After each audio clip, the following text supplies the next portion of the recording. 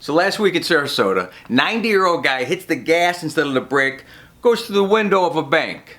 Once he's in there, he goes, I'm going to floor it. Goes another 75 feet, takes out 3 people in the bank. He's got a 77-year-old conspirator sitting next to him, a woman, I guess his girlfriend. He's robbing a cradle. These are the people we're calling the vulnerable.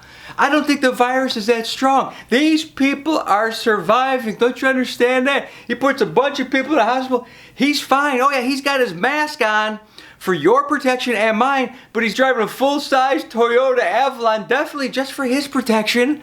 I don't think anybody in the bank realized that this could happen to them.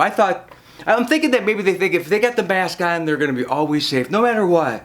You know, they're in the bank, and they're like, oh, it's going to be a great day. They're doing their little blessing to each other, like, you know, they're sanctimonious, safe with you, and also with you. It's like this blessing now that everybody's giving. Stay safe, be healthy, but nobody's paying attention to Pops coming from 75 feet away in a full-size vehicle at 60 miles. You can't hear glass breaking? Did someone try to scream, watch out, but it was muffled by the mask and all you heard was, what's up?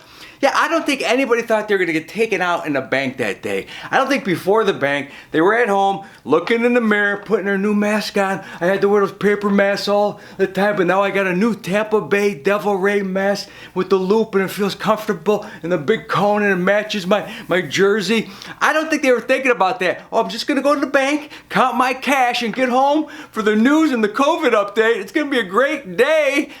After the bank, everyone's like, what the fuck, Fauci never told me this shit could happen. I thought I was safe. I had the mask on. I've been doing all my classes online. I've been sanitizing, and I've been quarantining, and all of a sudden I'm under a full-size Toyota Avalon. Yeah, it's possible. Because you got the mask on does not mean you're protected 100%.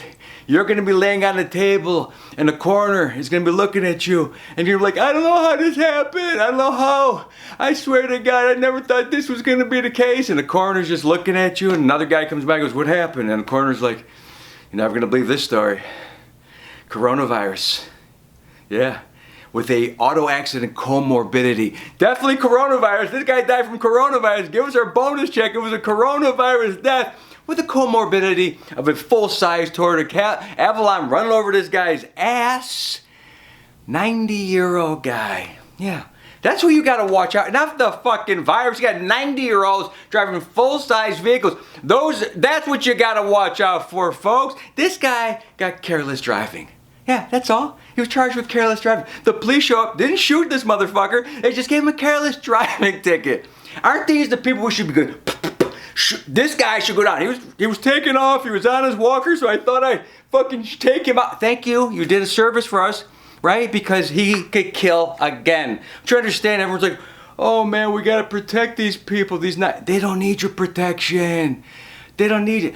Anyone who's saying that we have to protect the vulnerable, I'm believing they must be Toyota Avalon car dealers. That's who cares about the old people, because this guy is not vulnerable. He's delusional. We're not helping him. He's in a room shitting his pants and thinking about Eisenhower winning the war. And what do? We don't stick him in a corner. We give him keys to a brand new Toyota and point him to the nearest bank window and say, have at it, pal. Get them. Go out there. These people, yes, I love my grandmother when she was 90, but she even said to me, it's too much, Carmen, it's too long. They don't want to live. And I was like, oh, you got to save grandma and grandpa. Really? Are you sure? You sure they want to be around anymore? Well, they got more time. You ever walk away from a parking meter when it's got like 8 minutes left on it? I mean, let it expire. I mean, what's your choice? It's not going to be great time if you're just going to sit there and kill the time sitting in your car, miserable, waiting for the meter to go out. Maybe just let that time go. That's all I'm saying. Maybe the time at 90 or 91 is not that great because it's 91-year-old time and 92-year-old time. It's not the greatest time. They had the greatest time. That's it. It's time to go, pal. It's time to go. It's not time to get in the car and start driving your tank to Siesta Key or any other of the beaches, you know, because they're not looking to go to the beach. In their brain, they're thinking, we're storming Normandy. That's what they're thinking. They're looking for the Hitler Youth in some Volkswagen. They're looking for someone to run over and take out. These are not the vulnerable. They're not the vulnerable. And believe me, can I say something? If this car would have ended up in the bank like it did, but it had a Trump-Pence bumper sticker on it, whole different story would have been reported. White supremacist attempts to rob a bank with a full-size Toyota Avalon. That's how that would have went.